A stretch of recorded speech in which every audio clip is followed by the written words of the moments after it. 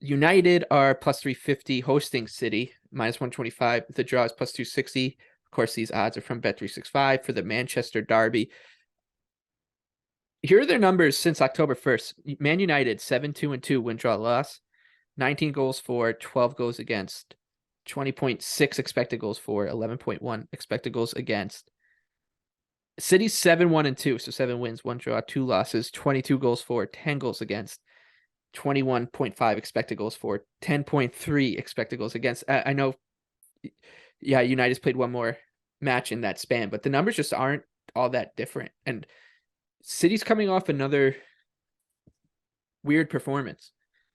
We've said it every season about, or in our 2 seasons, that like City just will, they'll throw up a dud now and then, and we really meant now and then, like very, very rarely. Like you'll get a weird City performance. Maybe they'll do one in the group stage of the Champions League, one in the first half of the Premier League season, then one in the second. But they seem more prevalent now, and they just drew Everton at home, and then they lost to Southampton in the Carabao Cup, albeit with some really good players on the bench.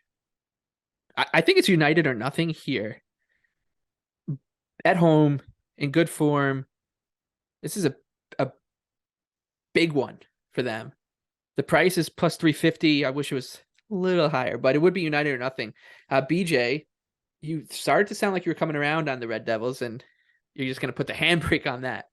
Yeah, no, I am. Listen, United's been on a tear lately, Michael. 9.1 expected goals in their last 4 matches. Here's the murderer's row they've played: Fulham, Nottingham Forest, Wolves, and Bournemouth. The previous 5 matches before that, they had to play some difficult competition: Newcastle, Tottenham, Chelsea, West Ham, and Aston Villa. Credited just 4.8 expected goals in those 5 matches. City is going to be a completely different animal for Manchester United, just like they were in their meeting on October 2nd. City demolished Manchester United in that match. And I'm sitting here asking myself, what has changed so drastically where I should be looking at betting Manchester United? And I'm saying really not much. I mean, obviously, because here's the thing, is that if we go back in time, United, we were in the exact same scenario where United was coming off 4 straight wins. Everything was looking good. They had beaten Liverpool at home. They had beaten Arsenal at home.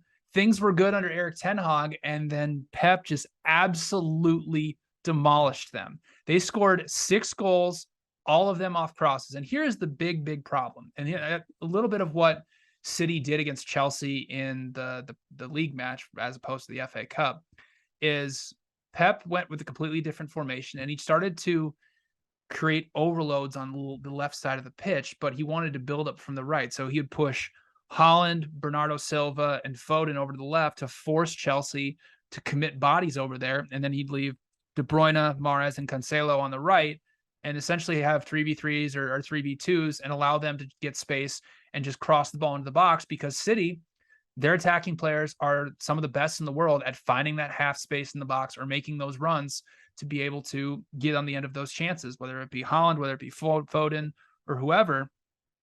United really struggled defending that in the last meeting, because now they have Casemiro, and that's wonderful. And he's one of the best defensive midfielders in the world, and he's really solved Manchester United's transition defensive problems. But guys like Aaronson, Fernandes, Rashford, Antony, they're not good at defending those half spaces. They're not good at pressing. So if they're going to get pinned in for a majority of the match like they were the last time, I have a hard time seeing if City's going to have so many of these opportunities to cross the ball in or find that half space with these average to below average defenders trying to defend some of these attacking midfielders.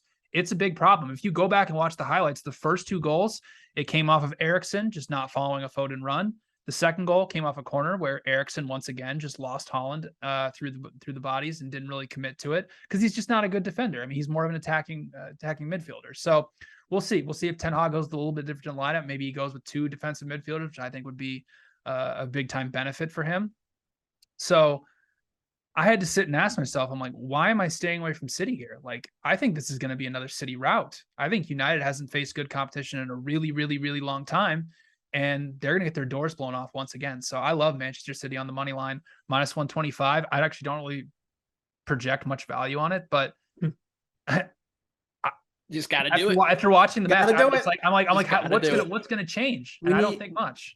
before the next show, I think I have some space over my shoulder. I think I'm gonna get a sign. It says it has been X days since BJ last bet against Manchester United. And then no, under that it should be. It has been X days since BJ won a bet against exactly. fading X games. Manchester United. And they'll be the same number. Yeah, exactly.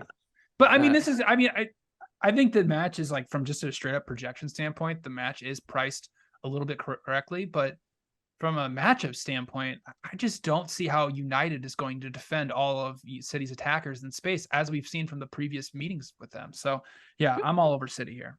I like it. No, I think BJ, I like when you start to when you Go on a tangent when it gets going. No, but when you take your numbers, you look at them and you get mad at them. I think you were mad at your numbers for not having. You know what it was, Michael? It was like, okay, because United, if you look through their XG results, they've created over 2 expected goals in their last 4 matches against, Murderers Row, like I already mentioned.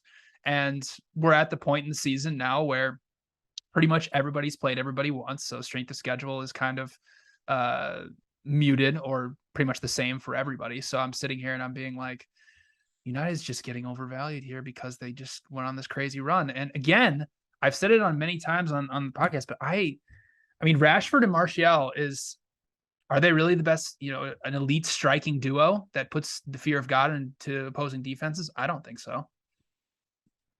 Yeah, I agree with that. I think Rashford's running really, really well right now. He's been hot. He's been one of the best players in the league, and probably some regression coming there. I mean, they're not getting anything out of Antony. I mean, I hate to be like bust, but not getting anything out of Antony in terms of shots. Like, all of his shots are just bad shots. And Martial's fine. I don't think he's great. And I think United, we haven't seen the transition United as much lately. I think it's very interesting to see how that looks in this setup against City, who in the opposite of Arsenal has actually taken a step back in their ability to disrupt teams. Like, they were used to be second behind Liverpool in opponent pass completion percentage. Now they're down to about 7th. That's so interesting. They're letting teams have the ball more. They're not pressing as much. Haaland doesn't do a ton of pressing from the front, and like Jesus and Sterling were pressers. So I think that's like the main difference. But from a matchup point of view, or from a number point of view, rather, I actually think this is a little bit inflated on City. I have City minus 109. So that means I have United, plus 109 to get a result in this match, which is right in line with the market. So I think City's a little overinflated. I don't really have a ton on United either, though. So I'm not really going there. This is implying United's barely better than Chelsea. I mean, we just saw this match. City went to Chelsea last week. It was like minus 140. I think United's clearly better than Chelsea at the moment. But I agree with BJ. I mean, he mentioned the teams they've faced in the last 3 or 4 matches, really since the World Cup break. You get the 3 in the league with Forest, Bournemouth. Don't say it. Wolves. It's not going to get any better than that. But then they get a cup match against Everton. Yeah.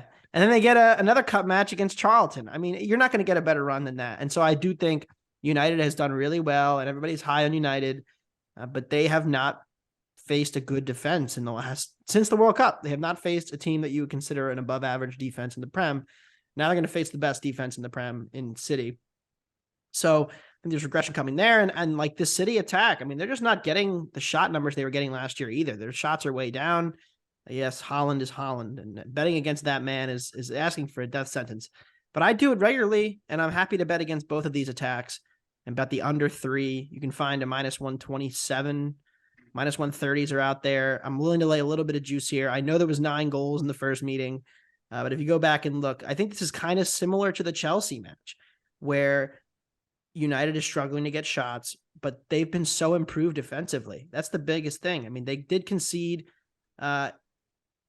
to Everton in the cup, but in the league, even against the so-called better teams that they faced, they were conceding, less than 1 expected goal to Villa, even though, they did lose that match.